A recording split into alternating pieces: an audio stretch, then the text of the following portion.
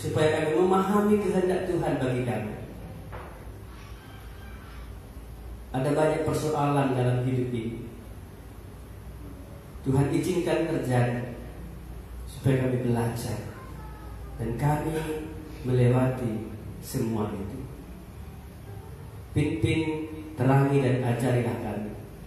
Untuk itulah kami datang beribadah, sekaligus bersyukur karena Tuhan sudah izinkan kami melalui berbagai pencobaan itu. Meskipun sampai hari ini masih banyak pencobaan di depan kami, Tuhan izinkan terjadi supaya kami sungguh-sungguh menghormati Tuhan.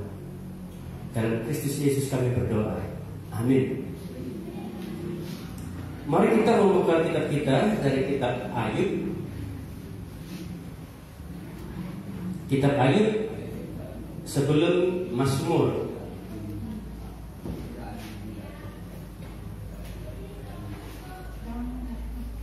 Kitab Ayub ini begitu terkenal, salah satu kitab hikmat yang terkenal karena pelajarannya begitu bagus tentang kehidupan.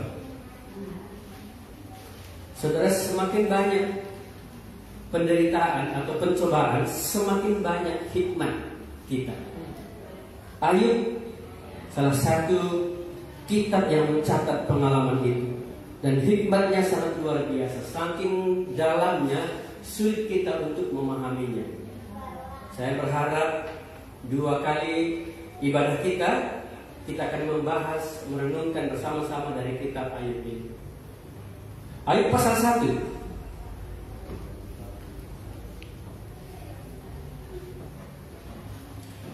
Apa sajakah persoalan atau pencobaan yang dialami oleh Ayub? Alkitab mencatat dengan terus terang, dan kita bisa belajar dari pengalaman Ayub itu. Ayub pasal 1 ayat 1 sampai yang ke-5. Ada seorang laki-laki di tanah Uz bernama Ayub. Orang itu saleh dan jujur. Ia takut akan Allah dan menjauhi kejahatan. Ia mendapat 7 anak laki-laki dan 3 anak perempuan. Ia memiliki 7.000 ekor kambing domba, 3.000 ekor unta, 500 pasang lembu, 500 keledai betina, dan budak-budak dalam jumlah yang sangat besar, sehingga orang itu adalah yang terkaya dari semua orang di sebelah timur. Anak-anaknya yang lelaki biasa mengadakan pesta di rumah mereka masing-masing menurut giliran, dan ketiga saudara perempuan mereka diundang untuk makan dan minum bersama-sama mereka. Setiap kali apabila hari-hari pesta telah berlalu, Ayub memanggil mereka dan menguduskan mereka. Keesokan harinya, pagi-pagi, bangunlah Ayub lalu mempersembahkan korban bakaran sebanyak jumlah mereka sekalian. Sebab pikirnya, mungkin anak-anakku sudah berbuat dosa dan telah mengutuki Allah di dalam hati. Demikianlah dilakukan Ayub senantiasa. Baik, sampai di situ pembacaannya. Sudah dikasih Tuhan. Ini berbicara tentang Ayub. Siapa dia, bagaimana keadaannya, dicatat demikian lengkap dan bagus sekali. Ayub berada di tanah Uz, berarti bukan di sekitar kita ini ya. Ayub orangnya itu saleh dan jujur ya. Orangnya saleh dan jujur. Yang ketiga, orangnya dikatakan takut akan Allah dan menjauhi kejahatan. 4 karakter Ayub ini sangat terkenal sekali. Saleh, jujur, takut akan Allah, menjauhi kejahatan. Hubungannya dengan semua orang baik, dia cukup saleh. Hubungannya dengan sesama dia bagus, dia jujur. Hubungannya dengan Allah, oh dia sangat takut akan Tuhan, dia sangat hormat kepada Tuhan. Hubungannya dengan dosa, dia menjauhi kejahatan. inilah tipe orang yang kita kenal yang bernama Ayub. Seorang yang bisa melewati berbagai pencobaan. Ini yang mendasari dia untuk tetap bisa melewati berbagai pencobaan. Kalau ada 4 karakter ini sama kita, saya yakin kita bisa melewati berbagai pencobaan. Saleh, apalagi jujur, takut akan Tuhan, menjauhi kejahatan. Ya, saudara, Ayub sangat diberkati. Ia mempunyai 7 anak laki-laki, 3 anak perempuan. Sangat kaya kalau orang kaya, bukan hanya sangat, tapi sangat kaya. Apalagi kalau orang Jawa membaca ini senang sekali dia, karena mereka punya semboyan banyak anak, banyak rezeki. Mungkin karena itu juga mungkin rezekinya ini banyak. Di bawahnya itu mencatat semua rezeki itu. Apa yang dimilikinya? Ia memiliki 7.000 ekor kambing domba. Kita 1 ekor pun nggak ada ini ya. 7 ekor mungkin ada sebagian di antara itu. Tapi 7.000 itu nggak mungkin. Saya yakin nggak mungkin. Ya. Itu baru kambing domba. Belum lagi 3.000 ekor unta. Lebih besar lagi badannya. Lebih mahal harganya. Jumlahnya dikatakan 3.000 ekor. 500 pasang lembu, berarti 1.000 pasang, berarti juhai, berarti 1.000 lembu. Mau berapa luas lahannya ini supaya bisa lembunya ini bisa makan. Ya. Bahkan bukan hanya itu, dikatakan 500 keledai betina. Itu yang betina terhitung keledai. Segitu banyak harta yang dimilikinya, bahkan budak-budak dalam jumlah yang sangat besar. Karena kalau banyak piaraannya, yang jaga siapa kalau enggak budak-budaknya, para pembantu.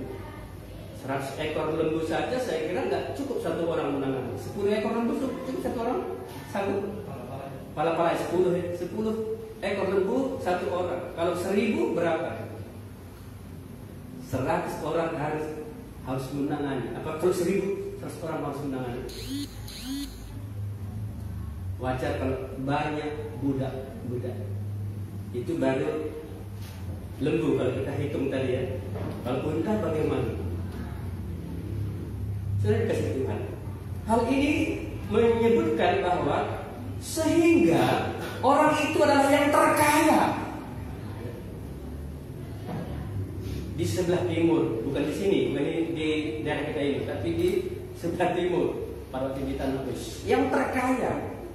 Banyak memang orang kaya, tapi dia yang terkaya. Makanya hari ini banyak orang berpikir orang kaya itu banyak hartanya. Padahal sebenarnya kita yang kaya itu. Kaya, dia merasa cukup dengan apa yang ada padanya. Tapi karena dunia menilai, wah banyak hartanya. Iblis berkata, oh karena kau berkatinya itu. Mungkin orang berkata, oh karena dari nenek moyangnya maka dia kaya. Sebenarnya inilah yang membuat Ayub sangat berbunga. Punya anak 10 itu bikin dia berbunga. Punya banyak lembu, punya banyak unta, kambing domba, itu bikin dia berbunga. Ini pencobaan. Keinginan daging. Saudara, 10 anak itu kalau menurut kita ini karena keinginan dagingnya. Kok sampai 10 ini? 2 saja anak sudah cukup menurut Indonesia. Pemerintah mengatakan cukup punya 2. Karena orang karo mengatakan 3 lah, kedepan. Anak si tua, anak si tengah, anak si muda. Tambah 1 lagi jadi 3. Ya, ini keinginan tadi saudara. Apalagi anaknya yang lelaki biasa mengadakan pesta di rumah mereka masing-masing menurut giliran, dan ketiga saudara perempuan mereka diundang untuk makan dan minum bersama-sama. Saudara, kalau mereka biasa mengadakan pesta, sebagai orang tua susah nggak kira-kira? Cuma tahunya pesta pesta, makan, makan, makan. Keyboard, undang penari, penyanyi, mereka biasa. Ayub nggak biasa seperti itu. Dia seorang yang saleh, seorang yang jujur, seorang yang takut akan Tuhan, menjauhi kejahatan. Tapi anaknya apa? Anak-anaknya yang lelaki biasa mengadakan pesta. Sebagai orang tua saya bergumul. Kalau anak saya cuma tahu main, pesta, makan, undang semua teman-teman. Yang kerja siapa? Para budak. Yang kerja siapa? Ayu. Yang bergumul siapa? Ayu. Kita bicara tentang Ayu. Anak-anaknya membuat dia susah. Buktinya ayat yang kelima. Setiap kali apabila hari-hari pesta telah berlalu, Ayub memanggil mereka. Yang kedua, dan menguduskan mereka keesokan harinya pagi-pagi. Bangunlah Ayub lalu mempersembahkan korban bakaran sebanyak jumlah mereka sekalian. Ini yang dilakukan Ayub. Selesai berpesta, mereka dipanggil. Mereka dikuduskan oleh Ayub. Ini orang tua bagus sekali.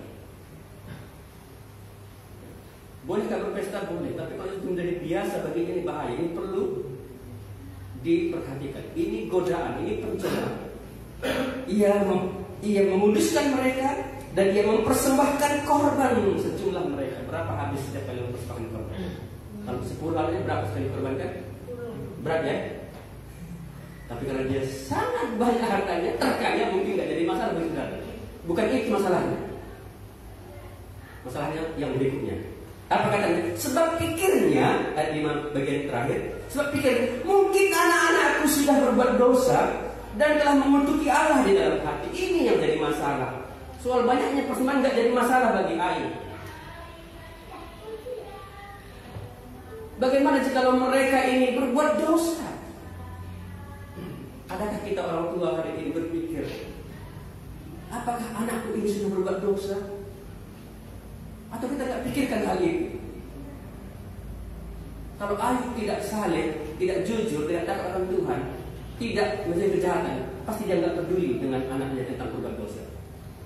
Hari ini saya tahu orang tua nggak bisa memperhatikan anaknya karena dia sendiri tidak saleh, tidak jujur, tidak takut akan Tuhan, tidak menjauhi kejahatan. Kalau dia suka dengan kejahatan, ya dibiarkan saja anaknya seperti itu. Dia suka main handphone, ya pasti dibiarkan anaknya main handphone. Tapi Ayub tidak demikian. Dia tetap mempertahankan keyakinannya itu.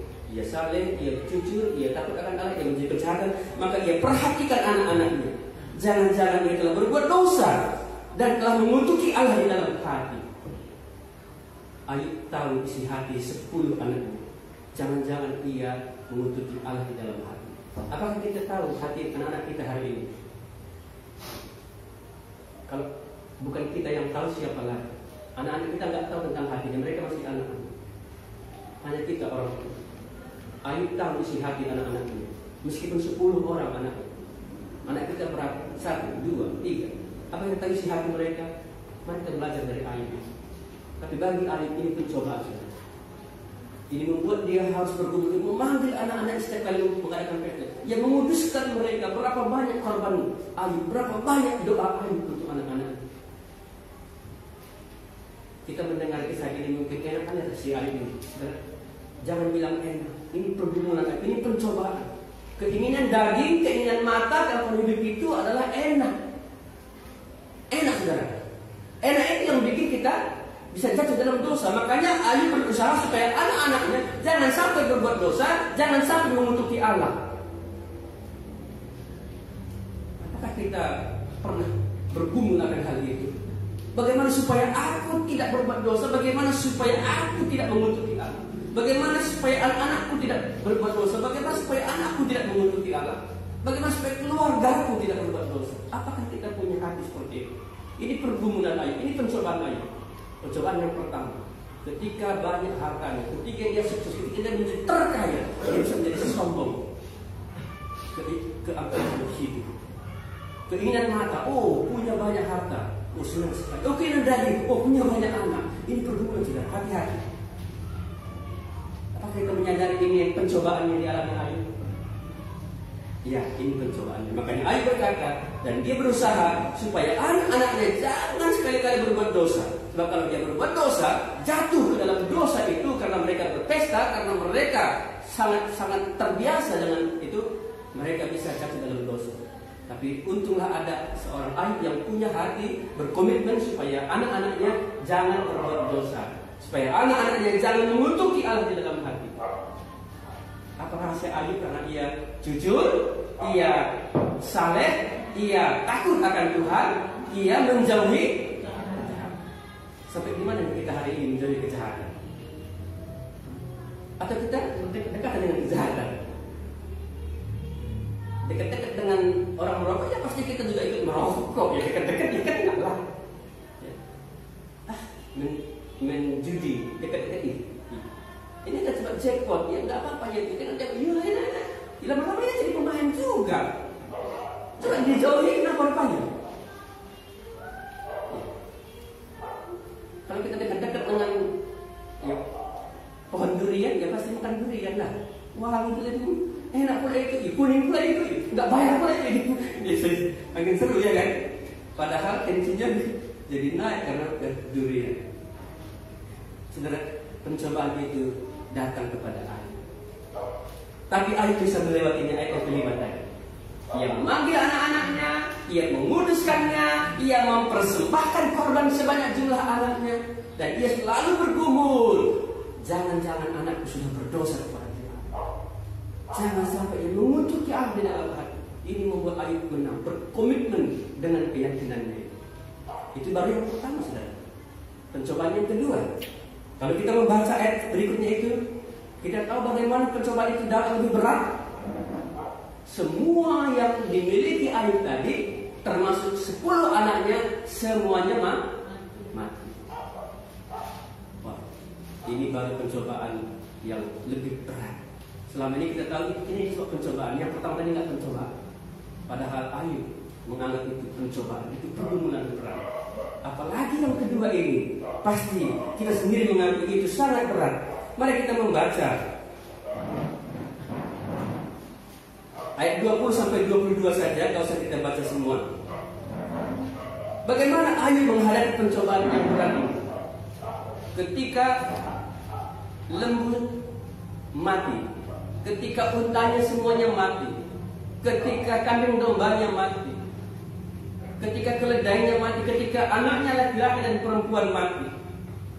Apa yang terjadi? Kita baca ayat 20 sampai dengan 22. Kita baca bersama-sama. 1, 2, 3, iya. Maka berdirilah Ayub, lalu mengoyak jubahnya dan mencukur kepalanya. Kemudian sujudlah ia dan menyembah. Katanya, dengan telanjang aku keluar dari kandungan ibuku, dengan telanjang juga aku akan kembali ke dalamnya. Tuhan yang memberi, Tuhan yang mengambil, terpujilah nama Tuhan. Dalam kesemuanya itu, Ayub tidak berbuat dosa dan tidak menuduh Allah berbuat yang kurang aku. Inilah kemenangan Ayub. Ia melewati pencobaan yang lebih berat lagi. Dia berkata, dengan telanjang aku keluar dari kandungan ibuku, dengan telanjang juga aku akan kembali kepadanya. Artinya nol, tidak. Semuanya itu biarlah berlalu, semuanya itu biarlah tiada. Ayub ayat 20, berdiri lalu mengoyak jubahnya, mencukur kepalanya, sujudlah ia dan menyembah. Wah, ini satu tindakan yang nyata dari seorang yang saleh, yang jujur, yang takut akan Tuhan, yang menjauhi kejahatan. Mungkin kalau kita tadi sudah ambil pisau dan bunuh diri. Mungkin kalau kita tadi sudah nggak mau lagi berdoa, nggak mau lagi ibadah. Aku nggak mau ibadah, kenapa? Banyak kali pencobaan itu susah kali ini. Aku nggak mau lagi berdoa, udahlah Tuhan nggak mau dengar lagi. Tapi tidak demikian dengan Ayub. Apa arti kata-kata yang dicatat di dalam ayat itu? Berdirilah Ayub. Ini berarti dia kuat, dia siap. Lalu dikatakan di sana, dia mengoyak jubahnya, mencukur kepalanya. kemudian sujudlah ia dan menyembah. Ini gambaran orang yang dengan sungguh-sungguh menyerahkan kepada Tuhan. Ini gambaran orang yang berdoa dengan sungguh-sungguh. Ada 3 bentuk doa yang digambarkan dalam Alkitab, Sesudah Perjanjian Lama. Satu, berdoa biasa, berkata-kata. Yang kedua, berdoa dengan berpuasa. Yang ketiga, berdoa dengan mengoyakkan jubah, mencukur rambut. Mungkin dia akan duduk di lantai. Ini menggambarkan doa yang sungguh-sungguh bagi Allah.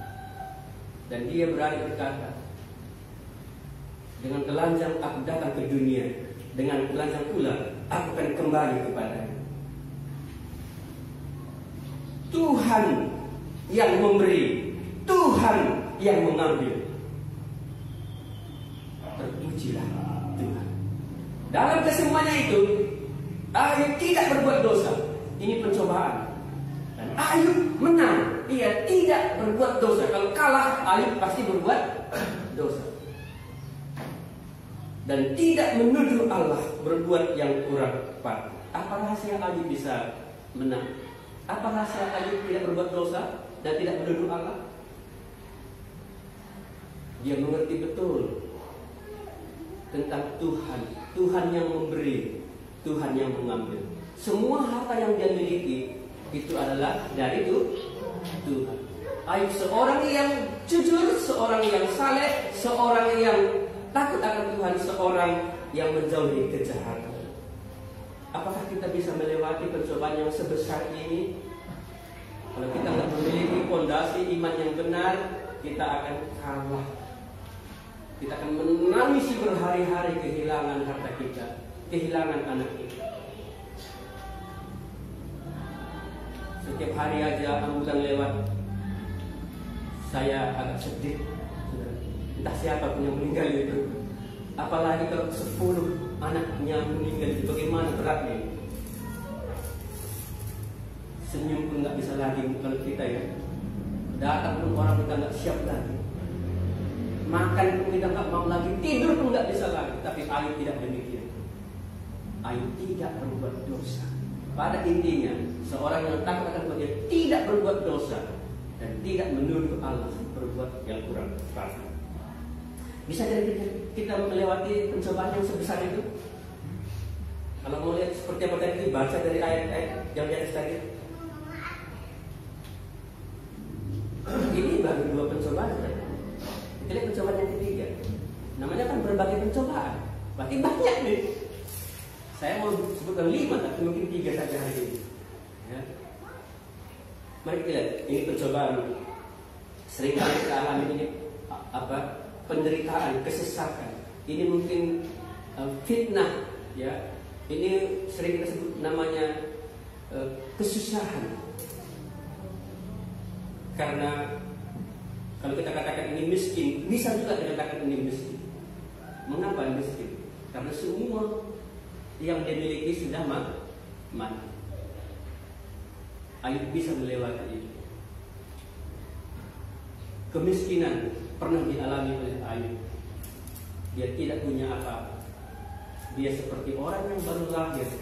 Dengan telanjang aku keluar, dengan telanjang juga aku kembali kepada-Nya.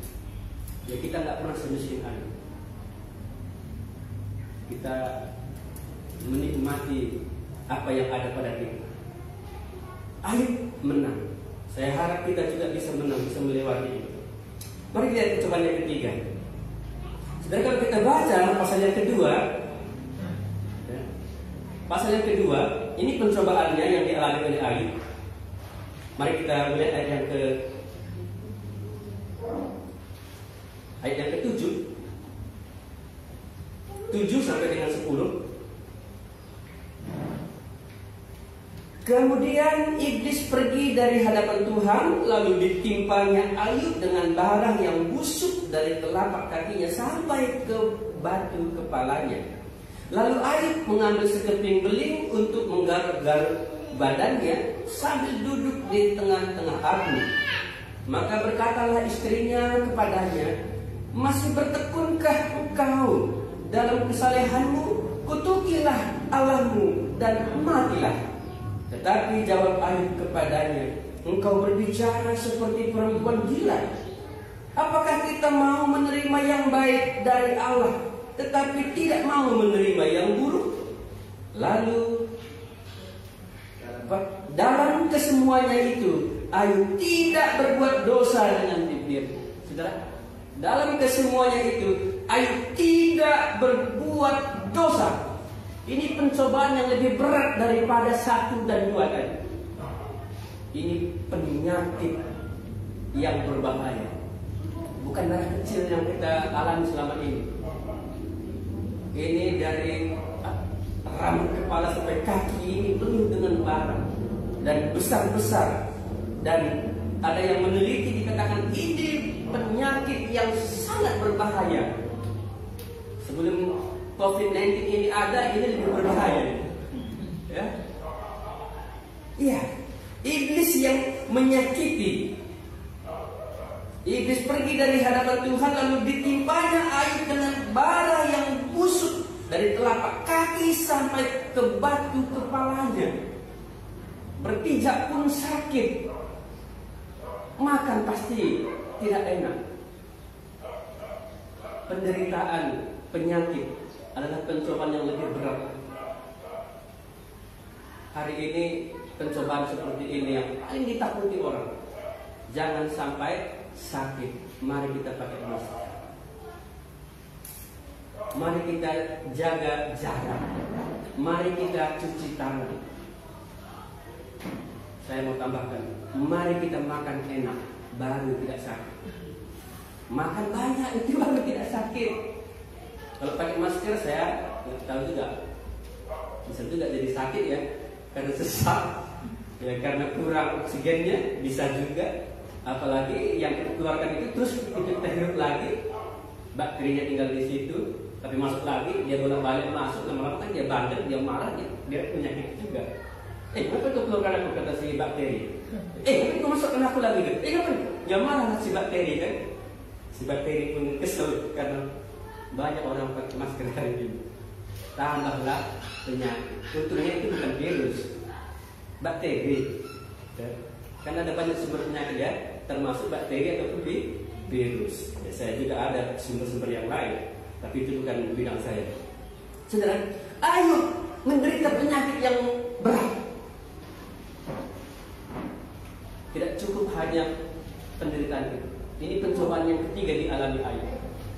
Pencobaan yang lebih berat adalah ketika istrinya, orang yang sepadan dengan dia, orang yang seharusnya menolongnya, orang yang selalu ada di sampingnya, berkata seperti apa? Ayat yang ke-9. Maka berkatalah istrinya kepadanya, masih bertekunkah engkau dalam kesalehanmu? Kutukilah Allahmu dan matilah. Ini pencobaan yang sangat-sangat berat. Kalau saya katakan ini yang keempat pencobaan. Untuk apakah seorang laki-laki memiliki istri? Bukankah untuk menolong, untuk menghibur, menguatkan, untuk menyediakan makan, singgukan kenakan? Untuk apakah istri itu disiapkan Tuhan? Sudah Tuhan nubuatkan, katakan seorang penolong. Tapi ketika Ayub sakit, busuk, bau, berbahaya, keluarlah kalimat dari mulutnya yang paling tidak enak. Ada 3. Ya, yang pertama dikatakan, masih bertekunkah engkau dalam kesalehanmu? Kalau saya mau katakan, masihkah engkau berpegang teguh kepada imanmu?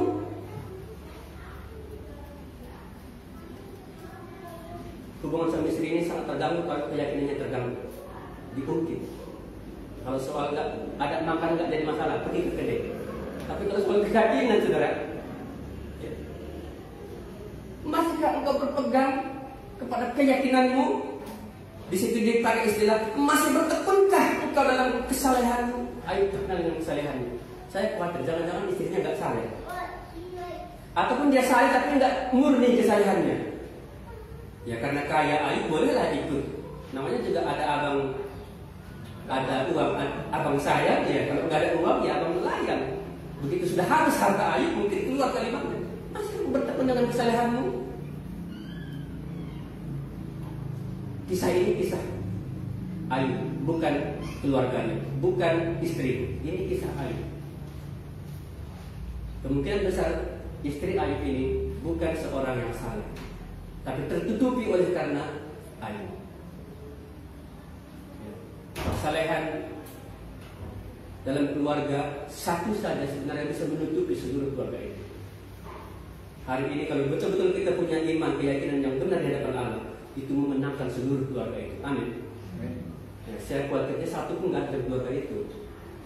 Jadi ketika ada masalah, pencobaan, semuanya pada cari masalah, saling menuduh, saling menyalahkan.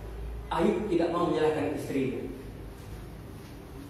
Ayub tahu istrinya ini bukan orang yang percaya Tuhan. Nanti kita lihat seperti apa kata Ayub.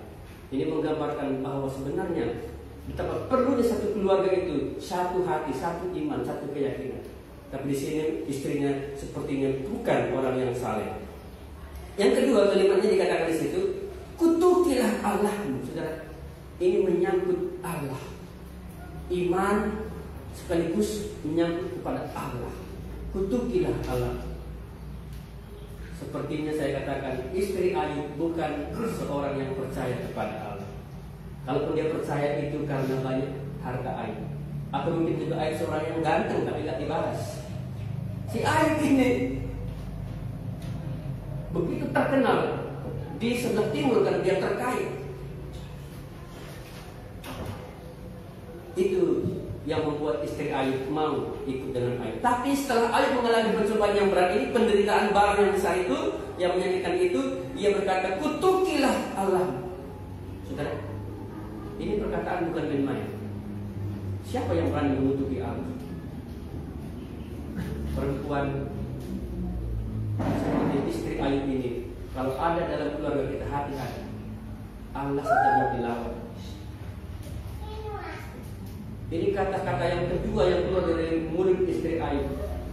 Ini pencobaan yang berat sekali.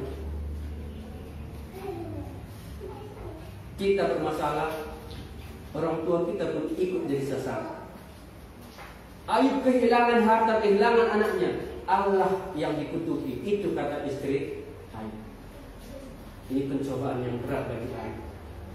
Penyakitnya saja belum sembuh, tambah lagi istrinya merongrong sampai melukai hati Tuhan. Apalagi yang ketiga, apa kata-katanya? Matilah. Baru saya tahu ada seorang istri ingin suaminya mati. Tapi saya harap di sini nggak ada ya. Saya harap istri semua berharap suaminya hidup sehat. Amin. Atau kamu nggak peduli lagi sama suami? Atau berkata seperti istri aku, matilah. Nggak berguna lagi rasanya Ayub sudah habis hartanya. Memang ada zaman ini berharap anaknya, seorang anak berharap orang tua cepat mati supaya hartanya bisa dibagi-bagi. Ada juga seorang istri berharap suaminya cepat mati supaya hartanya dibagi-bagi. Tapi akhirnya sudah tidak ada lagi, hartanya sudah habis semua. Ya mungkin ada tanahnya, mungkin saja. Tetapi ini yang membuat kita sadar, hati-hati. Seorang istri yang harusnya penolong, yang menghibur, menguatkan, tapi justru ia memberikan sakit yang lebih berat lagi. Disuruh matilah. Makanya penyakit seringkali dihubungkan dengan kematian. Penyakit yang dialami oleh Ayub begitu berat, udah mati sajalah. Jadi aku nggak repot merawat kamu ya. Jadi aku nggak bawa kurasa seperti ini. Saudara, apakah ini menggambar istri Ayub menggambarkan dia orang yang beriman? Saya kira. Saudara, makanya saya mau berkesimpulan. Iman Ayub lebih tinggi dibandingkan iman istrinya. Level iman Ayub lebih tinggi daripada level istri. Mari kita lihat kalimat berikutnya. Ayat yang ke-10. Ini yang membuat Ayub menang. Ayub bisa melewati pencobaan itu. Ayub begitu terkenal. Tetapi jawab Ayub kepadanya, engkau berbicara seperti perempuan gila. Dia nggak menuduh istrinya itu gila. Engkau berbicara seperti perempuan gila. Ya mungkin begitu kali perempuan gila kalau bicara ya. Makanya jangan dekat-dekat dengan perempuan gila, nanti jadi ikutan bahasanya. Ya. Masih kamu bertemu dengan kesalahanmu, kutukilah Allahmu, matilah. Itu orang gila bisa bicara. Ya. Kalau orang sehat nggak begitu, apalagi keluarga begitu, apalagi anak Tuhan nggak akan begitu. Apakah kata Ayub? Apakah kau berbicara seperti perempuan gila? Apakah kita mau menerima yang baik dari Allah tetapi tidak mau menerima yang buruk? Kalimat Ayub ini menggambarkan level iman Ayub jauh lebih tinggi daripada level iman istrinya. Ayub ketika menghadapi masalah begitu berat, cobaan yang begitu berat, ia masih bisa berkata, apakah kita hanya menerima yang baik dari Allah, tidak menerima yang buruk? Hari ini banyak iman Kristen hari ini seperti perempuan Ayub, hanya mau menerima yang baik saja dari Allah. Hanya berkat saja dari Allah. Dia tidak mau dididik, dia tidak mau menjalani pencobaan, dia tidak mau menghadapi penderitaan. Padahal di balik pencobaan, di balik penderitaan itu kemuliaan Allah itu ada. Hanya malam hari kita bisa melihat bintang, tapi banyak orang mau siang hari saja. Udah malam tidur saja. Malam hari ada bintang. Jadi kalau ada bintang 2, saya disebut apa? Kalau ada bintang 2 saja.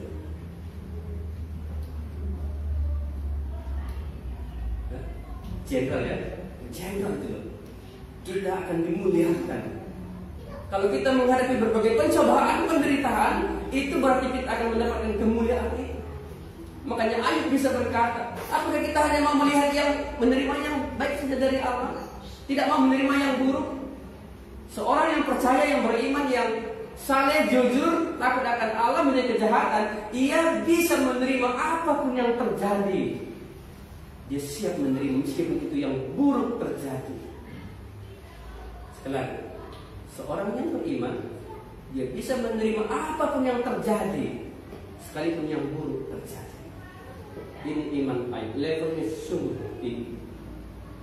Perempuan Ayub, dia hanya bisa melihat yang baik saja dari Allah. Maka dia kata, kutukilah Allahmu, masih tak kau saleh, matilah. Tidak boleh kamu sakit. Kalau sakit jangan lama. Seringkali begitu dikatakan. Istri Ayub tidak memiliki iman seperti Ayub.